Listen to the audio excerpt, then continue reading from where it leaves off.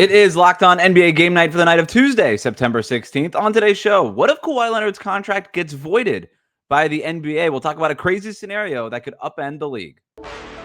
When that final buzzer rings, you know it's time for Locked On NBA Game Night. All the post-game reactions to every game across the league, every single night, with insights only the hosts at Locked On can provide. It's the true NBA fans' one stop for all the action. Every game, every night. It's Locked On NBA Game Night. Tipping off now.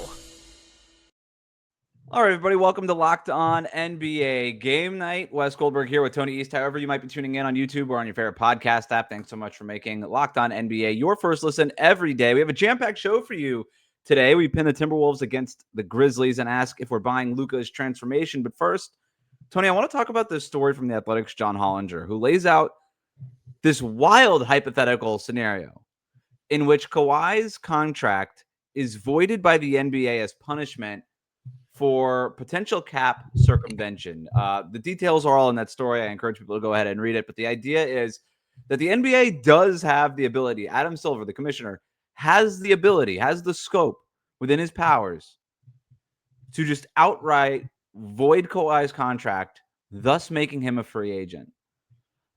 Before we talk about like what that looks like, do you think that would be going too far if we assume the very worst with the Clippers and that they are guilty of cap circumvention? Yeah, you have to go to the worst case, I think, to do that. And I cannot consume enough Kawhi stuff. It is so interesting to me.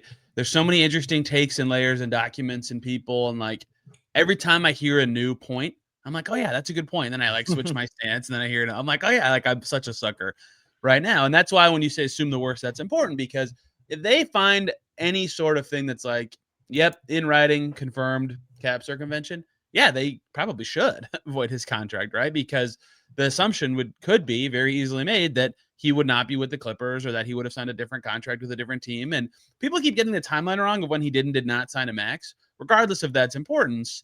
Like he might not be on the same team. The whole NBA might look different. It's totally reasonable that would be a punishment should the absolute largest scope of NBA criminality is the wrong word, be found in this case, which it would be just such a shock to the system. And I didn't cover the league when Joe Smith happened. Like, I don't know what to expect in that kind of situation because I've never seen it before.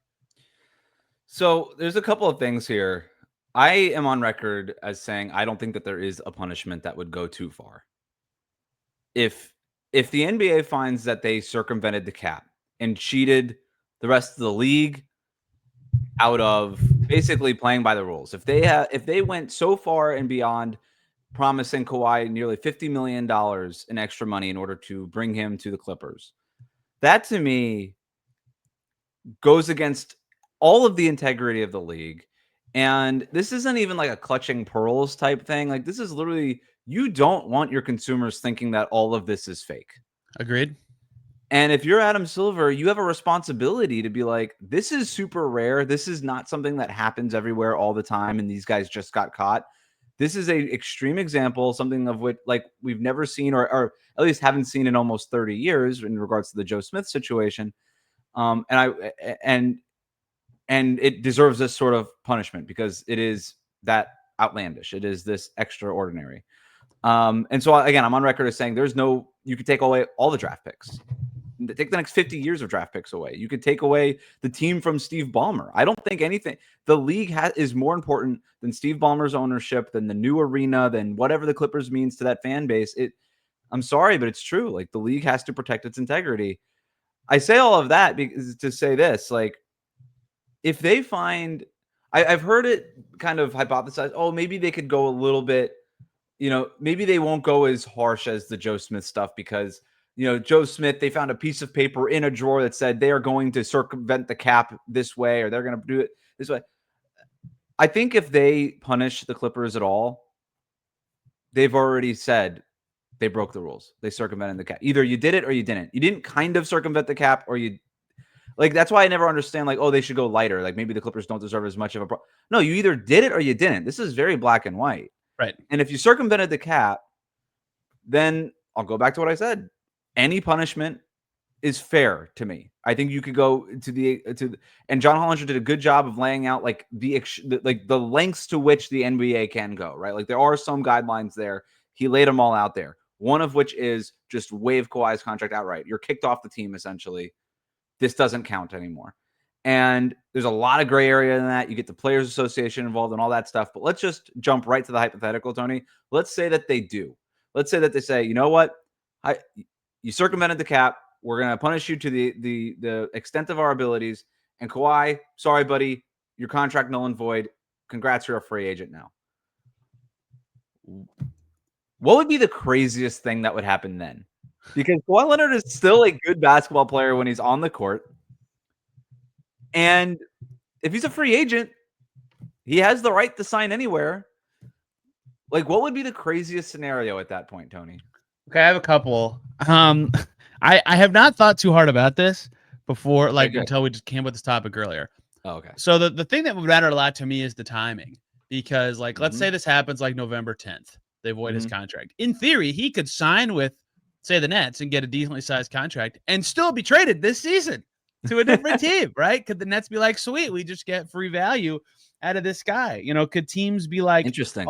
You know, yeah, exactly. Could teams be like, well, we don't want to spend money now, or we want to keep a roster spot open, or find someone just in case Kawhi has value? Like, are there going to be way more strict requirements for cuts from other teams coming out of camp so that they have a shot if Kawhi Leonard somehow does become available? And then, of course, if you're on a non-guaranteed deal or a partially guaranteed deal, sorry, like right. Right, you gotta be hooping, or who cares? They have a 1% chance of Kawhi. You're not hooping enough to be better than that, right? Like, see ya.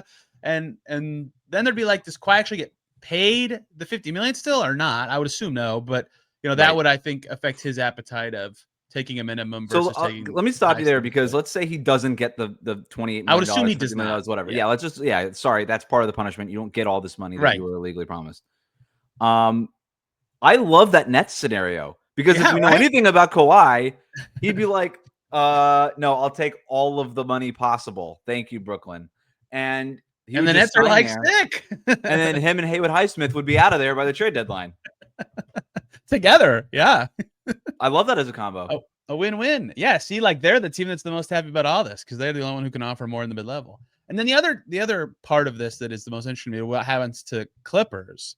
Like, do they I guess it wouldn't matter this season because they're pretty, not super expensive, but like fairly expensive. But like his contract is more than just this season, right? Do they suddenly have not advantages? Do they suddenly have flexibility that they didn't expect in future seasons? They already were supposed to be a cap space team, I think 2 years from now, right? Are they going to be like, wow, we can rebuild our whole team. This is great. James Harden is sitting there like, okay, let me cook. I'm back to Houston Rockets. You know, I'm a system player, not the system player, whatever he said.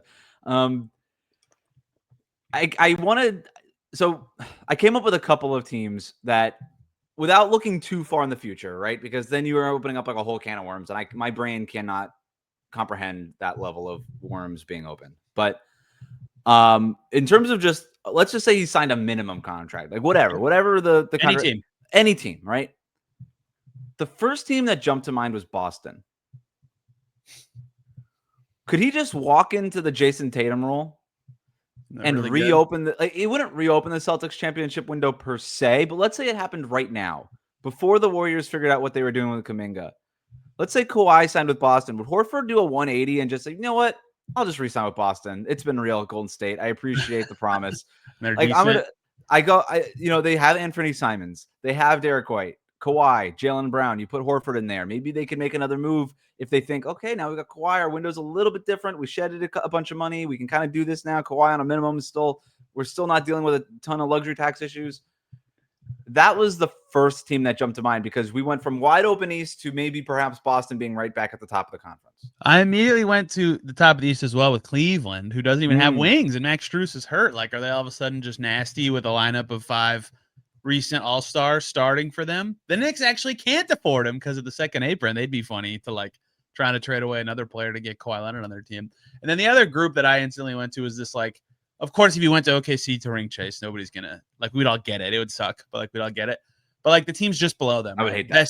Best teammate, Jokic has ever had? Are the Rockets like KD, Kawhi, amen, like no one's scoring any points ever again on us? Awesome, immediately, right? Can any of them upend OKC if he goes there? So all the contenders do have some logic to them, but they could not offer him as much as maybe some others could. We don't want to bury it. The craziest one would be the Lakers.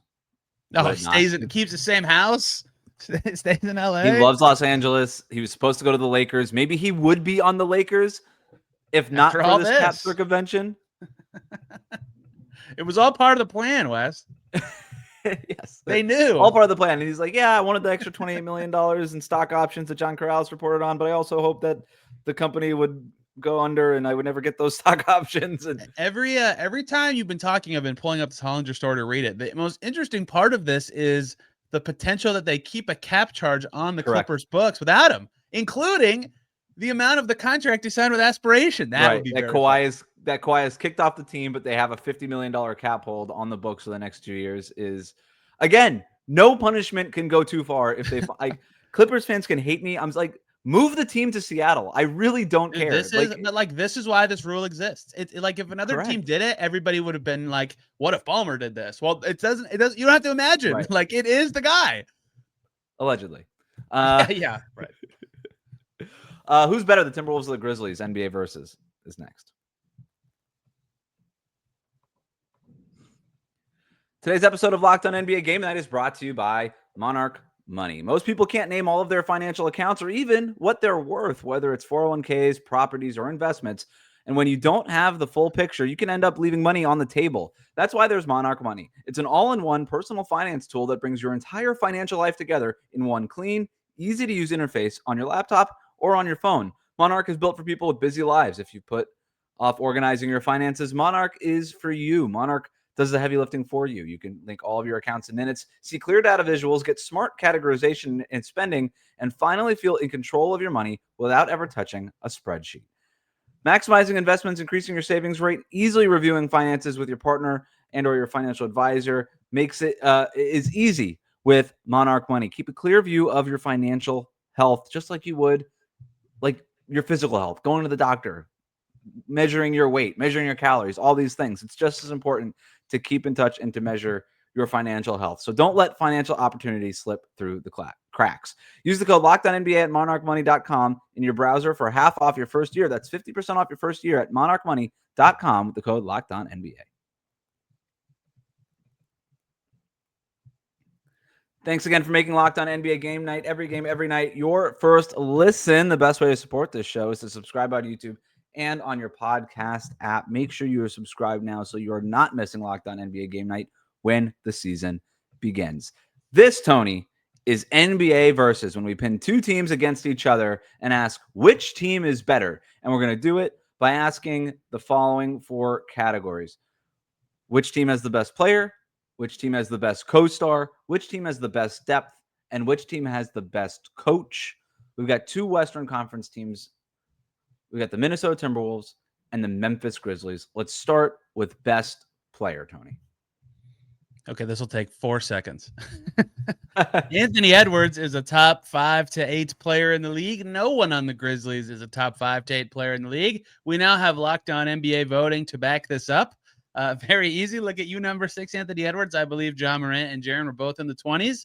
That's perfect to me. Yes, Anthony Edwards is yeah. Look at how prepared were you, right there.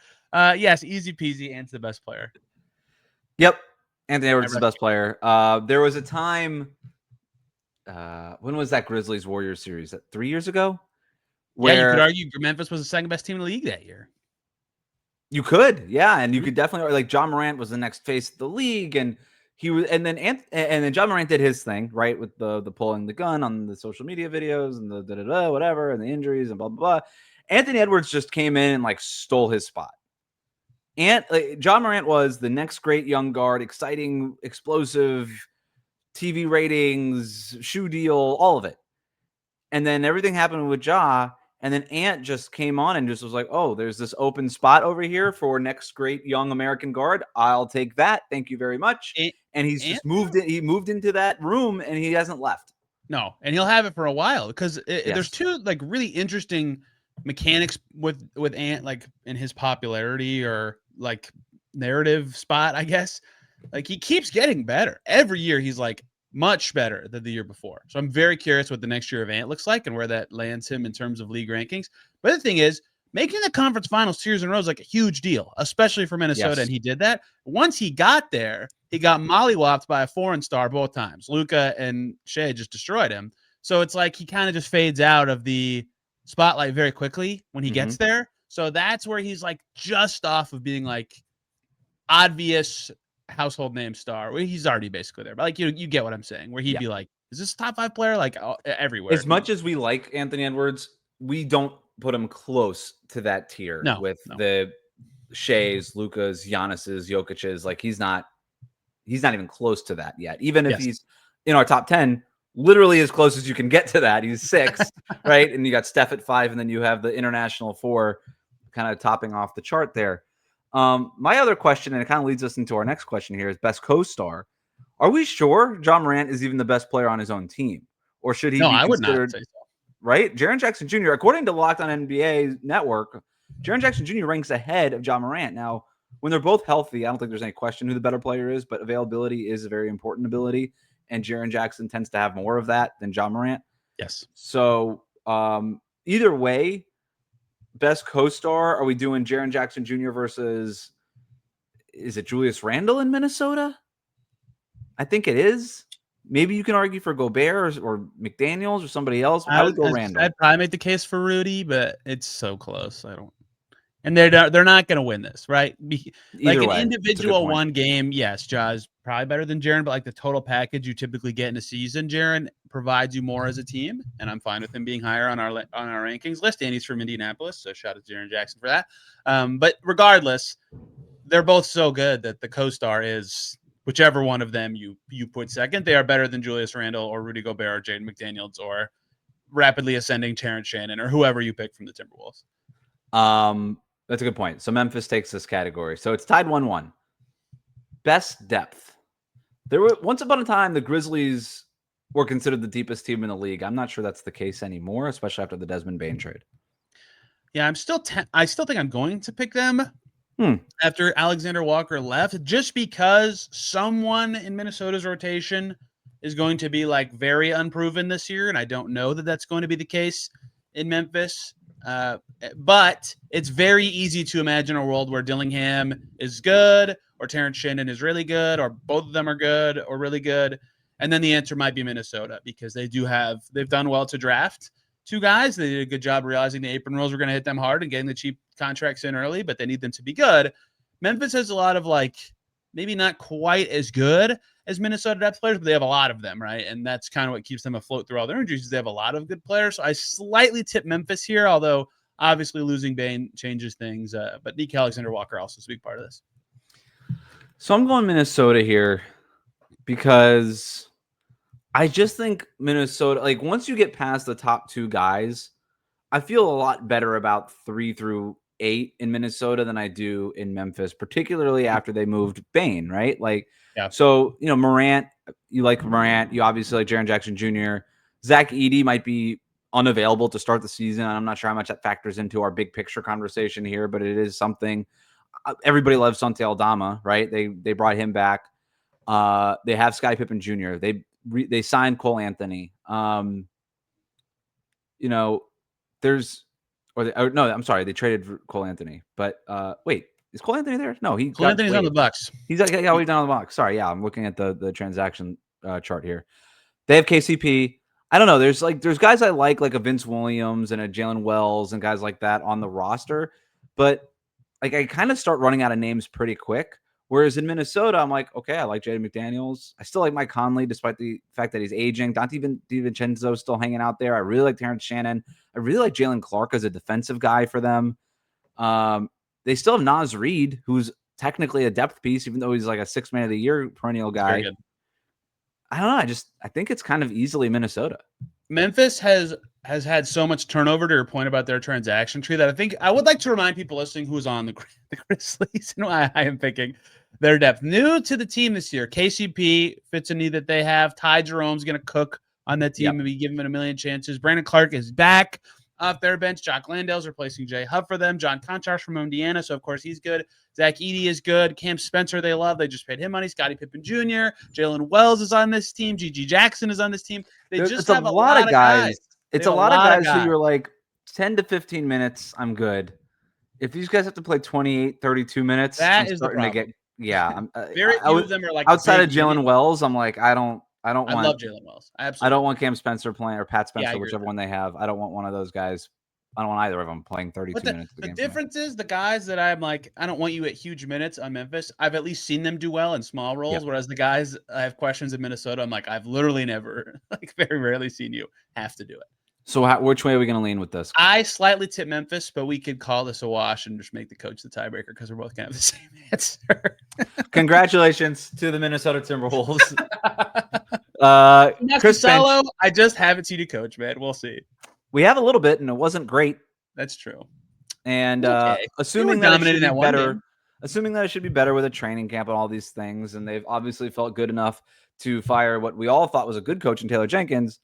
I'm assuming Asolo will be okay, but Finch is legitimately, he's been one of the best 3 to 5 coaches in the league over the last couple of years. Like, he's been awesome for the Timberwolves. So good that they did the unthinkable poach an assistant mid-season. They believed in him so much, and they were right. He's been really good. It's true. I forgot about that. And he's also he finds ways to make the roster work, right? Whether it's with Cat and Gobert, we all had questions about how that was going to work, and he was like, nope, I got it. I figured it out. Oh, and once I figured it out, you traded Cat, and he brought me an even tougher piece to figure out how to play with, and Julius Randle, and I figured that part of it out too.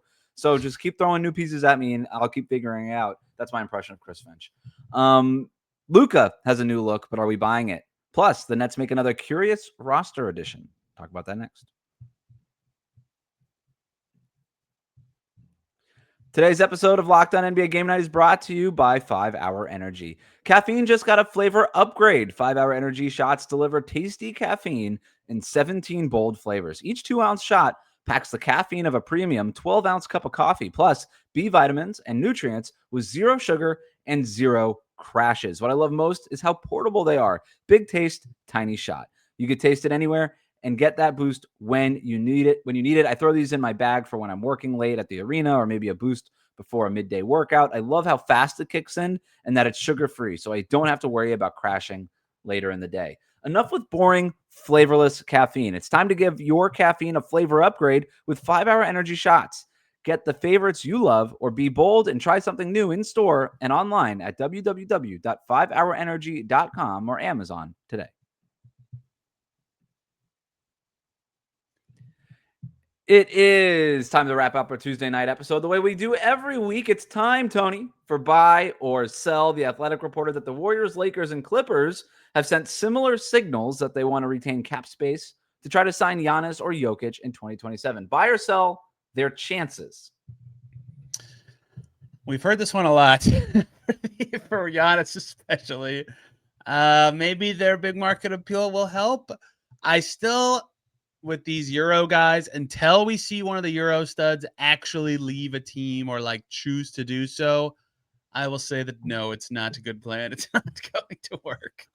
So I'm selling the idea of retaining cap space to get anybody, to get prime Michael Jordan, if he were to come out of a time machine and walk into the summer of 2027. Like, these guys just don't make it to free agency anymore. If the Denver Nuggets get a hint that Jokic is gone, they'll trade him. If Milwaukee thinks that Giannis is walking in 2027, they'll trade him, because that's the only way to rebuild your team. Now, maybe eventually there will be an exception to the rule. Right? Maybe Denver decides, you know what, even if Jokic walks, having him on the roster gives us enough of a chance to compete in the West. Maybe we win one and he walks away after this, and that'll be worth it. Right? Maybe Milwaukee makes the same sort of calculus with Giannis for some reason. But generally speaking, these superstars, they get traded before they ever enter free agency. So I'm fine with maintaining flexibility, expiring contracts that these teams might want in these kinds of trades. But generally speaking, like, even the expiring contracts are a little overrated when it comes to the star trades. What teams want are young players and draft picks. And like, the Warriors are dealing with Kuminga. The Lakers don't really have the young players or the draft picks, really. Neither do the Clippers. So I'm selling this. Like, go ahead and try to plan for Giannis. Go ahead and try to plan for Jokic, I guess. But if you're the Warriors and you're dealing with a window with Steph and the Lakers dealing with a window with LeBron, I don't know that I would be banking too much into this and potentially wasting a couple of years here. I agree. Good. Brooklyn is taking a low-risk chance on talent, acquiring former lottery pick Kobe Buffkin. Not a lottery pick. Why did I write lottery pick? 15 is not So a lottery close. pick. 15th, right? Very close. Fringe lottery pick Kobe Buffkin from the Atlanta Hawks for cash. Buy or sell the Nets, adding another guard to the roster. Okay, it's kind of confusing, right? Like several Nets key young pieces are not going to play this season because they have so many guards. But like, this is exactly what the Nets should do, right? Like Kobe Buffkin for free, perfect. Yes, we have room for him to play. People thought of him highly very recently. Like, yes, we'll do that. So I sell the concept of the Nets team right now because like usually I just think draft the best player available, but it's like, dude, you have too many. Like you this is not good. This is not, someone's development is going to be slowed, but like this trade is fine for them in a way that I'm like, yeah, I buy it. It's fine. I buy it. I understand, like, these pieces don't fit together. This team stinks. Like, you don't get the like fit is a first world problem. You don't have first world problems if you're the Brooklyn Nets. Like, don't wait until you have talent to figure out who you're trying to fit around. They will be truly awful. They are going to be bad, and by the way, they were going to be bad if these players fit together. That's true. Like, they're bad. They're going to be bad. Kobe Buffkin's playing center, man. Line him up. I want to reframe this for people. What the Brooklyn Nets are doing right now is rebuilding their farm system, to use a Major League Baseball term. Yep. Like, they're rebuilding the farm system after the total catastrophe that the Kevin Durant, Kyrie Irving, all in, chips in the middle of the table. Like, yep, you didn't hit on the turn. You got screwed. Those guys aren't there anymore. You accomplished zero during that era. And it cost you a lot. It cost you years. It cost you money. It cost you a lot of the guys that you had developed and had to let walk away to go get those guys. You have to rebuild the farm system. That's what they're doing. Maybe Buffkin pans out. Maybe he doesn't. I kind of like him. So I kind of like it for the Nets anyway. Last one here. Shortly after appearing on the cover of Men's Health, Luka Doncic was the subject of a photo shoot for a piece in the Wall Street Journal magazine, complete with pleated pants and a turtleneck sweater. Tony, buy or sell Luka Doncic's fashion icon era? Luka's get himself in the spotlight era, baby. Let's go. Vamping, baby. As he should, though, right? Like, it's kind of a different take of the same story of the first magazine shoot, which is like, this dude got traded, and like that happens. But he didn't get traded. He got traded, and then his old team was like, this fat. Drinking dude is no longer a problem for us, basically, right? And like, right. Even if you're Luka and you're like, yeah, dang, like that's kind of true. Like, aren't you immediately gonna be like, yeah, I want to prove all these people wrong in every way. I want to look great all the time. I want to be better at basketball. I want to be in shape. And he's doing that via several high-profile magazine covers and good basketball for Slovenia. Like, if he comes into camp looking good, it's like it's just a perfect human experience kind of thing. I buy it. He's giving off like walking into training camp and being like, okay, guys, it's shirt for skins and I'm skins energy. Like, I don't like, he should just be shirtless the entire training camp. He should just, I love this vamping era Luka Doncic. He's basically saying, you thought I was a fat slob. Guess what? I'm hot now. And he's just like on magazine covers. I want him in commercials with Sydney Sweeney next. Like, I just want him to. Step 3 is partnership with a non-alcoholic beer, like a very prominent, cold one during media pressers. That is so good, right? Wow. And he's like, I love this because it's healthy, it tastes the same. Yeah. It's my favorite. It's my perfect macros to keep me. Okay, European dude. I'm sure you love your non-alcoholic beer. I love this for Luka. I'm buying the hell out of this. The hell out of this because it's such. I just broke up. Like I just got dumped energy and now I'm going to get hot. And I love that it applies to dude in sweatpants, to multi-millionaire superstar who, so what was me? I got traded to the Los Angeles freaking Lakers. Like, it doesn't matter. It's such a universal feeling. Like, you dump me, you called me fat, I'm getting hot and I'll show you. This is guy in sweatpants can't get on the cover of Men's Health. But like, guy in sweatpants ends up just taking shirtless pictures on Instagram, right? And that's this version of that to me. I love it. I'm all about it. Good job, Luka. Go ball this year. Make it work. That wraps up Locked On NBA Game Night. Make sure you're subscribed on YouTube and wherever you get your podcasts with Tony East. I'm Wes Goldberg. This has been Game Night. Thanks for hanging out with us.